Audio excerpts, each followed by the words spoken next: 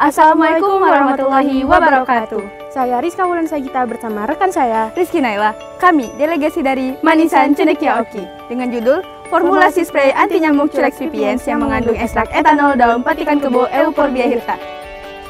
Indonesia merupakan salah satu negara beriklim tropis dengan curah hujan tinggi yang sangat cocok untuk berkembangnya berbagai jenis nyamuk. Salah satu nyamuk yang paling sering ditemui adalah Culex pipiens. Nyamuk ini suka hidup di air yang kotor dan penuh dengan sampah. Sebagai serangga ektoparasit yang menjadi vektor penyakit, nyamuk ini menghisap darah manusia pada malam hari. Karena itulah, keberadaan nyamuk ini sangat mengganggu kehidupan manusia. Saat ini, untuk meminimalisir keberadaan nyamuk Culex pipiens, manusia berinovasi membuat pembasmi serangga menggunakan racun dari senyawa kimia. Namun, racun yang dibuat bukan hanya membahayakan serangga saja, tetapi berbahaya bagi manusia, organisme yang terlihat, serta lingkungan. Allah Subhanahu wa Ta'ala menciptakan alam semesta beserta isinya untuk dilestarikan dan dimanfaatkan dengan baik, bukan untuk disia-siakan. Untuk mensyukuri nikmat Allah, kita dapat memanfaatkan serta melestarikan apa yang telah Allah ciptakan untuk kita, seperti tumbuh-tumbuhan yang memiliki sangat banyak kandungan untuk dimanfaatkan. Racun pembasmi serangga yang menggunakan zat kimia dapat membahayakan banyak ciptaan Allah. Maka dari itu, kita harus mengurangi penggunaan racun yang dapat merusak alam. Patikan kebo atau Euphorbia hirta merupakan tanaman gulma yang tersebar hampir di seluruh daerah Indonesia. Keberadaannya yang sering dianggap sebagai pengganggu dalam dunia pertanian membuat tanaman ini tidak diketahui oleh banyak orang manfaatnya. Tanaman ini terpencar dan tumbuh di tanah yang tidak terlalu lembab sehingga sangat cocok berada di Indonesia yang memiliki iklim tropis. Daun dari tanaman ini memiliki kandungan kalsium, natrium, litium, dan kalium, serta memiliki kandungan senyawa aktif seperti alkaloid, flavonoid, terpenoid, serta tanin. Berdasarkan penelitian yang telah dilakukan oleh para ahli, tanaman ini dapat dijadikan sebagai antibakteri, antifungal, antiinflamasi, dan antiseptik. Juga berdasarkan dari penelitian terdahulu yang telah dilakukan oleh Grace Marita dan kawan-kawan, bahwa ekstrak daun patikan kebo dapat dijadikan sebagai ofisida nyamuk DBD atau Aedes aegypti dengan kadar konsentrasi ekstrak sebanyak 0,125% sampai dengan 1%. Maka dari itu, dengan adanya kandungan dari daun patikan kebo ini, kami harapkan akan didapatkannya formulasi pembasmi nyamuk yang aman bagi lingkungan, manusia, serta organisme non-target yang telah diciptakan oleh Allah Subhanahu wa Ta'ala yang diciptakan untuk dijaga. Sebagai siswa boarding yang berdomisili di Kabupaten Oki yang pada dasarnya memiliki tanah kering, patikan kebo susah didapatkan. Maka dari itu, sebagian besar patikan kebo didapatkan dari kota pagar alam yang cenderung memiliki tanah lembab. Proses pemisahan daun patikan kebo dari batangnya memakan waktu yang cukup lama, sehingga membutuhkan bantuan dari banyak pihak.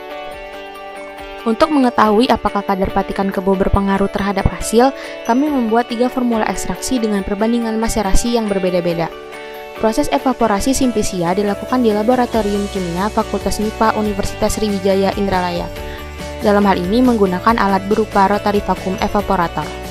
Hal ini dilakukan untuk mengambil sampel uji fitokimia. Evaporasi dilakukan pada simplicia patikan kebo dengan perbandingan 1:5, yakni simplicia yang diyakini sebagai pijakan maserasi yang sesuai. Uji fitokimia yang diujikan pada penelitian ini adalah uji alkaloid. Dalam hal ini menggunakan 3 preaksi Mayer, Wagner, dan Dragendorf. Uji ini dilakukan untuk mengetahui apakah benar patikan kebo memiliki kandungan senyawa alkaloid.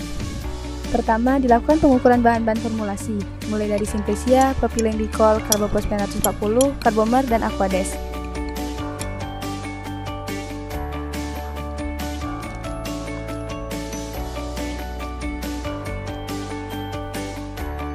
Pada awalnya, kami ingin melakukan budidaya nyamuk sebagai sampel.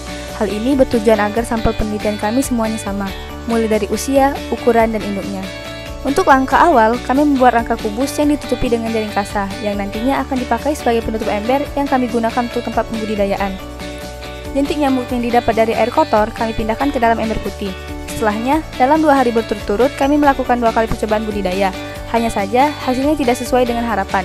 Suhu yang dibutuhkan nyamuk untuk bertumbuh belum bisa kami sesuaikan. Mengambil langkah cepatnya, kami menangkap nyamuk Culex pipiens hidup sebagai sampel. Dengan bantuan jaring kasa, kami menangkap nyamuk Culex pipiens ketika malam hari.